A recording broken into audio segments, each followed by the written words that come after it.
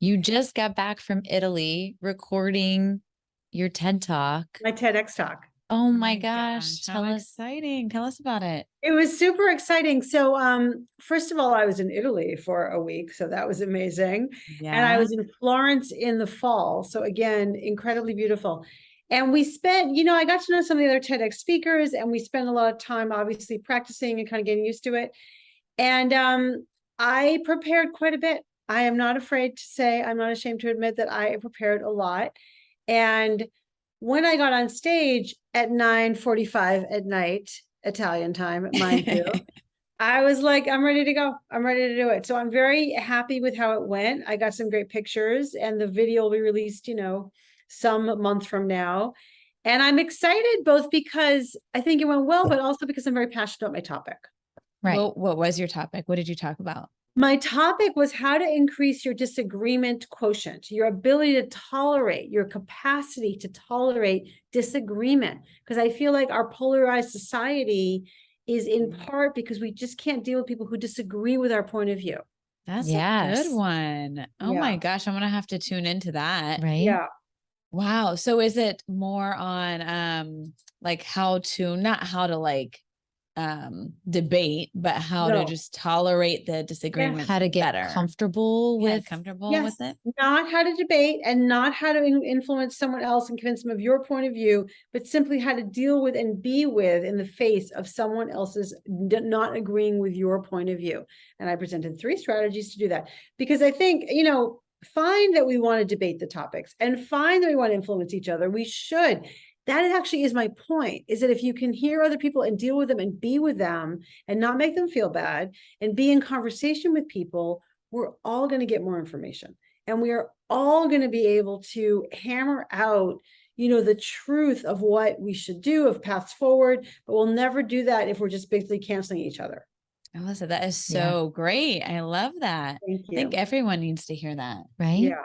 Yeah. So hopefully, I guess whenever your TED Talks is finally released, let us know and we can push it out too to all of our listeners, because I know they're going to be dying to hear it and watch it. That's a great topic. Yeah. I can't wait to hear it. I appreciate it. Thank you. So Alyssa, tell us about what you do. Tell us, I know you do coaching. You have a lot of areas that you coach on, and I want to hear more about that. Absolutely. Well, I am an executive coach. I've been one for over 20 years. And I think when I think about coaching, I think it's really about helping people figure out where are they going, and how can they get there. And that's true for individuals, as the CEOs that I coach. So I coach CEOs and of startups, founders, co-founders, executives teams. And I also coach CEOs and other C-suite executives in large public companies. So it's kind of the population I work with as well as their teams.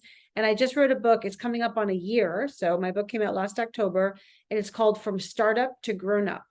And that's about how really the topic is around how do you go from founder to CEO, but actually it's really part of the journey that all leaders have to go through as they grow in their personal growth journey as leaders. That's great. What is one piece of advice that you give to like a new leader, someone who's never been a leader before? What would be like the first thing that you tell them? Who's never been a leader before? Yeah. I would say the first thing I would tell them is that you have to make the psychological transformation, the psychological shift from getting satisfaction from your own results to getting satisfaction from the results of others. So it's really a mindset shift that new managers and new leaders have to get through. And by the way, it is very difficult. And even senior seasoned leaders, if they don't make that shift along the way, they end up constantly meddling and stepping in because they themselves feel a need to do the work themselves. That is great advice. I know. I'm like mind blown already. Hard. I'm like, yeah, that you're right. Right. Because otherwise, if you can't make that mind shift, I could see people like holding on to the work. Which is what people do. Yeah. Right. I feel like I'm bad at that. Yeah. I felt like you were just talking to me, right? I know. Like, super. No. Okay, great. Yeah. Yeah. Ash and I were just having this conversation last week, and I tend to like hold on to a lot of responsibility, because in my head it's just easier for me to do it rather than delegate and let other people do it. Yeah. Yeah, we were just having this Yeah, conversation. that's crazy. That was And like well, right and- to us.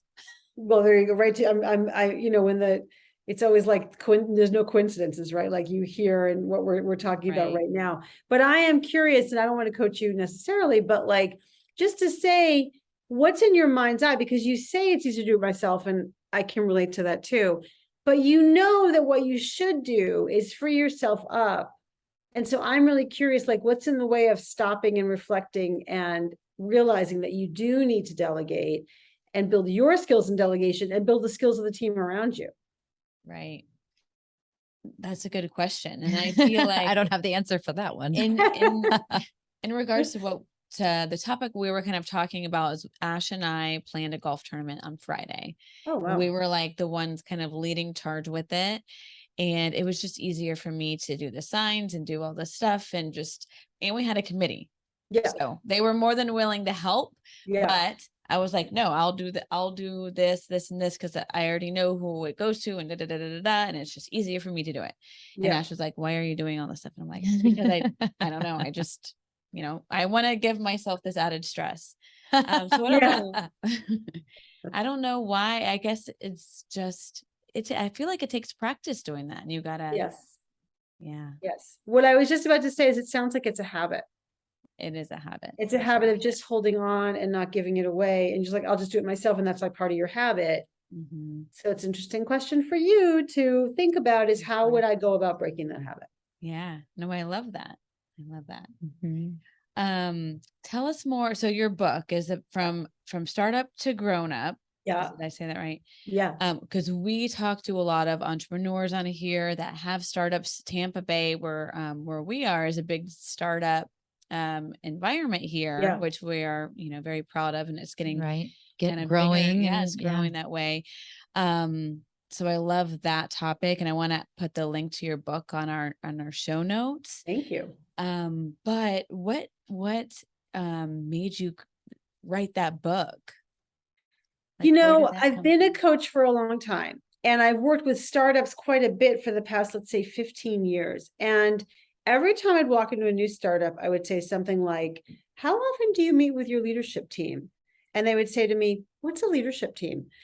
And I realized that I wished I had a book to hand them to sort of show some of these things that are just kind of the basics about how they have to manage themselves and manage the team so that they could prevent unforced errors. Mhm. And No, so I that's thought, well, there is no book. I'm going to write that book. No, that's great. Because I feel like, what's the percentage of startups actually, succeeding or long term? Right. Right. I feel like is very small. Very small. Yeah. 99% of startups fail. Right. And then the ones who don't fail, they may be okay, but they don't always, sort of fulfill their potential. And part of it, a lot of it actually really is about execution. So what does it mean about execution? It really means the basics of how do you hire the right people for the right job at the right time? How do you delegate the right things to the right people? Check up on it. How do you think about how do you manage your psychology? I talked to a founder. I have my own podcast, also called From Startup to Grown Up. And I talked to Raul Vora, who is the founder of Superhuman. And one thing that he said was, I sold my first company because I was tired. And maybe if I had taken a months-long vacation, I would have not sold it. And so the reason that's important is because you have to realize as a founder that sometimes your own stamina is the key factor. Certainly who you hire, who you surround yourself with are key factors. And then how you've managed to kind of pull all the levers of the people and the business. So there's a lot to it. That's what my book is divided into 3 sections: managing yourself, managing them, the team, and managing the business. And if you can get better at all those skills, you're going to have a much better chance of succeeding. That's good. on my list now. The book. Yes. Oh, absolutely. Did you happen to do the Audible I version did. of it too? Yes, you can listen All to an right. Audible. And is it your voice? Yes, I read it. Oh, Nice. I good. love that. I think Yeah. that makes it even better, because then it's like you can hear your passion and your feelings in it. Right. Yeah. And Yeah. how it was meant to be heard. Right. Yeah. Exactly. Yeah. Yeah. When we were talking before you went to Italy, we were talking about all this great advice that you could give. And, we were like, where do we want to go? And what do we want to talk about? And one of the things that stuck out to me was talking about how you can do anything that's hard. Yeah. So first of all, define hard. Like, what would be hard? Is it just like something that you don't really want to do? You'd rather watch a show, or is it like significantly difficult? You mean for me personally? Anybody?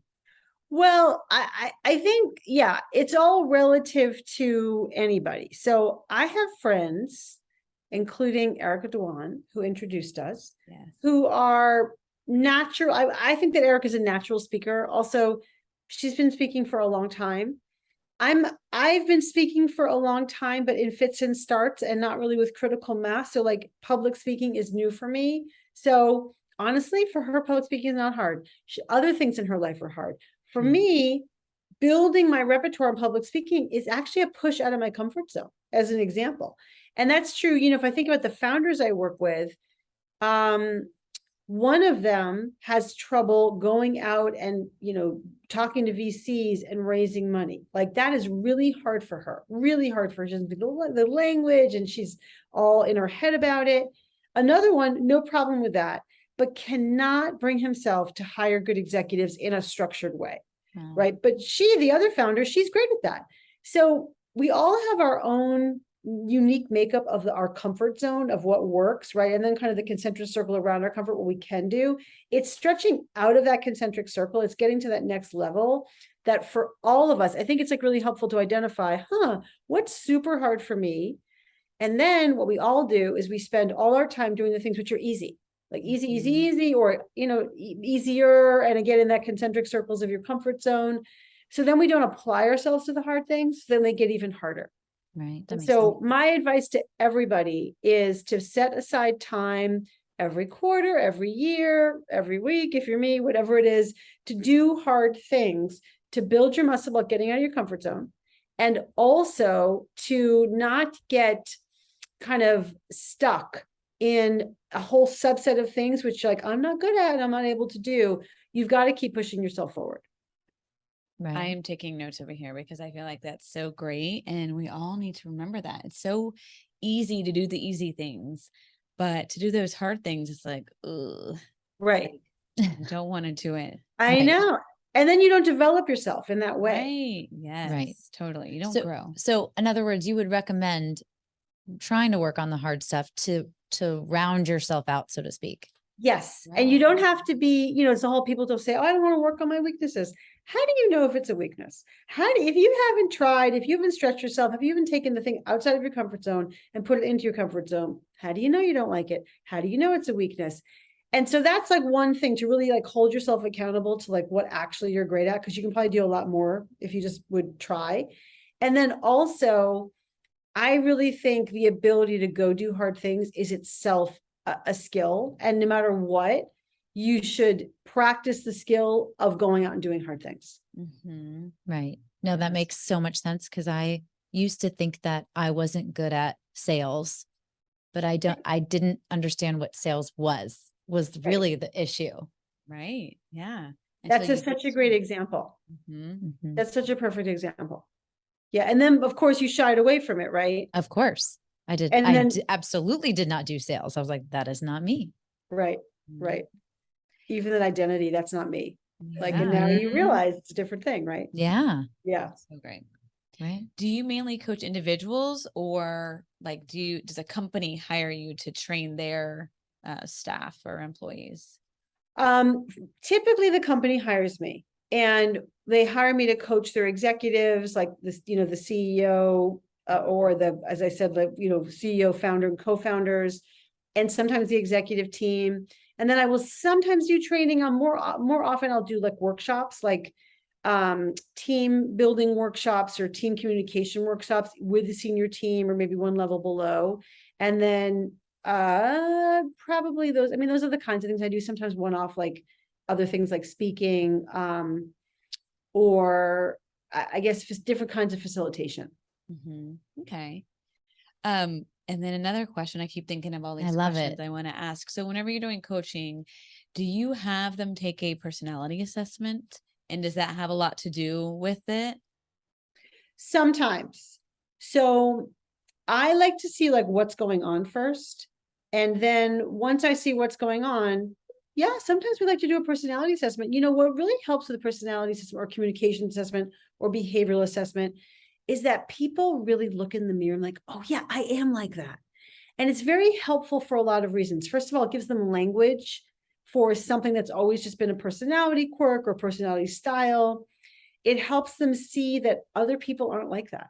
So what that means is there's another way to be. So it opens up the aperture of there being another way to be. Mm-hmm. And then the third thing is that it's then helpful to kind of have community like, oh, I always thought I was weird. No, other people are like that too. So those, like, I'll use the Myers-Briggs for that, or the Hogan assessment, which I really like, that kind of stuff. That makes sense. Right. Yeah. I was wondering how, you know, with the coaching, how much people really looked at that, how valid it was, and how much you put into that. Yeah, sometimes it can be very helpful, but I think some people have their own formula. Like I always like to joke around, I say that people have the plum model. Like I do the plum model. And I'm always like, I actually want to know what you need, not so much like what my model is, right? My model can be, I have a lot of different tools I can use. I don't think that like any one model fits everyone. Right. That makes sense. Yeah.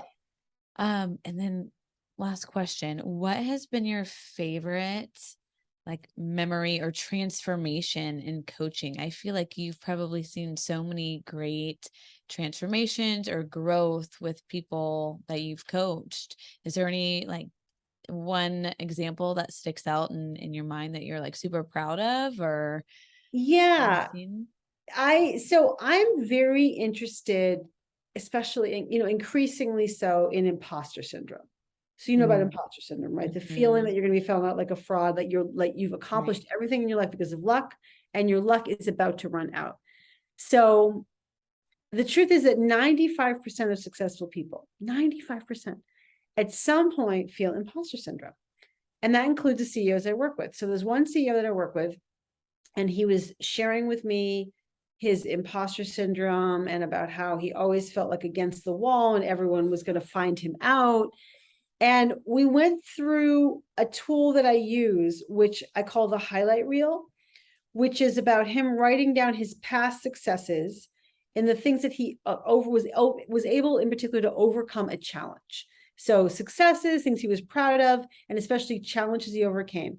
I asked him to write those down, like physically write those down. We talked through them, and instantly it cured his imposter syndrome.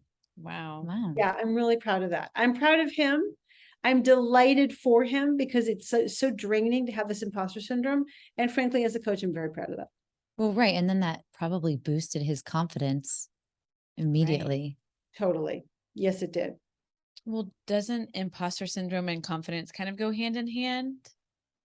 Say that again. Does imposter syndrome and confidence go hand in hand? Like you have Meaning the you confidence. can't be confident if you have the imposter syndrome type of thing. Yeah, I guess so. Well, the thing is that you put yourself, I think it's very accurate what you're saying. Like high achievers push themselves to the point about comfort zone, push themselves hard and out of their comfort zone a lot. So you have to have a certain level of confidence and even let's call it ego to do that. Right. And then you're constantly on the skinny branches, like nervous. Is it not going to go well? Because everything I've done so far in everything I've accomplished so far in my life is because of luck. And here I am on the skinny branches and my luck is about to run out, about to fall. And so I think there is an interesting tension between confidence, achievement, and imposter syndrome. The skinny branches. I like that. I like that term. I definitely see this CEO trying everything out on this tree, like balancing, hoping it doesn't break. I love the visual. So what's next for you, Alisa? Any exciting things coming up? A lot of things coming up. I'm excited about this TEDx talk, seeing the light of day for sure. I'm about to head to Lisbon to speak at Web Summit, actually about difficult conversations, about how to engage in delicate, difficult conversations. Actually, in my book, the appendix of my book is scripts for delicate conversations. So I'll be talking a little bit about that at Web Summit in Lisbon. I love Awesome. Lisbon. So gorgeous Have you been? there. I Yeah. have like a long time ago. Oh. Yeah. You're gonna have a great time. Have Yeah. you been? I've been before. Yeah. I'm excited. So you have the opportunity to travel all over and speak to people all over the world. That's amazing. It is amazing. It is like sometimes I pinch myself. I just came Right? back from, I was telling you, I just came back from Baja where I was asked to speak at a mastermind. And I'm like, not a bad gig. Right. Right. So do you ever have that? Do you ever have like imposter syndrome? Like, how did I get here to do all of this and to train all these amazing CEOs? And You know, I do have imposter syndrome. 95% of high performers have imposter syndrome. I am privileged to have imposter syndrome. Oh, it's a badge of honor. Not so much, oh, I get to, go all over the world and speak. I have to say, like, I very intentionally designed my life and my career. So for me, I'm like, I'm not more than anything, I'm just really grateful. Like, oh, look at that. I knew I could do it. Great. My imposter syndrome comes out, I think, when I'm it's hard to explain, but like when I'm trying new things in terms of, let's say, building my network, that's where I can sometimes fall into imposter syndrome. like when you're introducing yourself to someone new kind of Maybe. thing? Yeah, especially, increasingly I'm thrown into, let's say, more high status environments. And that's, I think, where I'm like, me, like I'm here. I think that's the element that I sometimes get imposter syndrome. Right. Like they're like, oh, well, what do you do? And it's like, oh, just staffing. Like, you just whatever, Right. and I have I'm that's kind of what I'm relating it to. Like, you're just like, what do I say about myself without like, tooting your own horn, but you're happy about it, but then you don't, I don't Yeah. know. Yeah. Well, I deal with a lot of founders, a lot of very successful founders. And so that's where it's like, wow, you've done a lot, and you're only 29. Oh my gosh. Yeah. Yeah. Right. That could Right. be like that. Yeah. Right. So how did you get to this point where, like, is this what you always wanted to do your whole life? Like, is what you do coaching and coach CEOs and executives, or did you kind of work your way up to that point? Well, I went to business school with this thing in my head that I was like, I want to figure out why people do things in service of the organization or sadly don't. And I got all turned around in business school. And so I exited into PricewaterhouseCoopers. And PricewaterhouseCoopers, which is a fantastic, I was on the so-called fast track to partner program, and 5 years to partner. And I'm like, my life is all set. And it's like that Joseph Campbell quote. I think of it all the time. If you can see your path all the way through to the end, you are following someone else's path. Right. Your path only becomes clear as each foot hits the ground. Wow. I know, right? I love that. Yeah. And so I saw my path all the way through to the end, and I woke up and realized I'm following someone else's path. And I had this kind of dramatic moment of truth.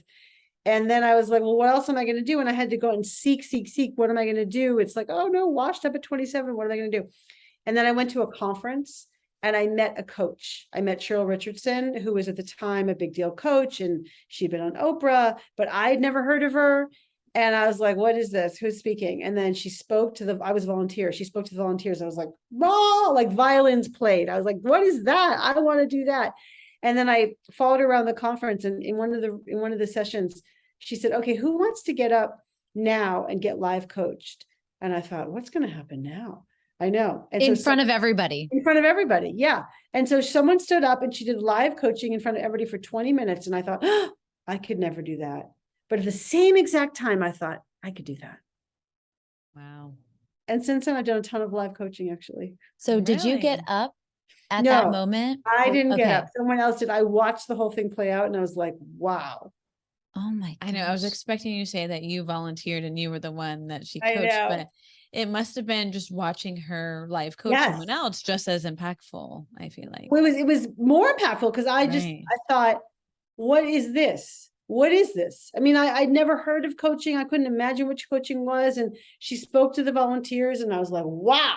I don't even know what she said. It was just her just, energy or whatever. And then when I saw her do live coaching in this session, it was a sense of like, that is my path. That's me. Wow. Yeah. That is so outside the box. Like it's Yeah. so outside the box of the box of the box, right? To coach someone, Right. because there's so many different avenues you could go. I'm Right. sure. Definitely. Yes. Wow. Yeah. Well, and if you think about it, people hire personal training coaches if they want to like improve their physical, body. Right. Why wouldn't you hire a professional coach or personal coach to help you?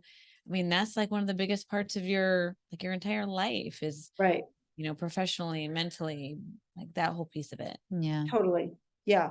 I mean, that's the thing, is that people will sometimes say to me, even just like socially, like, oh yeah, I've tried for years or whatever. But unfortunately, people try in ineffective ways. They don't have all the tools. And I'll speak for myself as a coach and some of my amazing colleagues. We just have a lot of tools, and we can really help shortcut the process. Awesome. Wow. Well, sign me up. I need to exercise my brain more. Well, how can people get in touch with you? And we're going to add this on the show notes as well. What are the best ways for people to reach out or contact you if, they want coaching, or if a company like a CEO is watching this and they want to reach out to you? Sure. Well, you can definitely go to my website, alisacohn.com, ALISACOHN.com. And you can also download, I told you about my delicate conversation scripts. So on my website, I have 5 additional scripts to handle delicate conversations and 1 to make your life better. So that's alisacohn.com/scripts. And then people can also find me on LinkedIn and on Twitter at Alisa Cohn. I'm in all the socials. Okay, Nice. great. Alyssa, this has been so informative in our short amount of time that we've had together. Thank you so much. Can't wait to hear TED Talks from Italy and all the things coming up. That's so exciting. Thank you both for having me. Thank you so much. Like Thank you so I much. know I'm really I feel like enlightened, and I want to go and figure out like, okay, what's my next step? I love it. Thank Great. you. You've been awesome.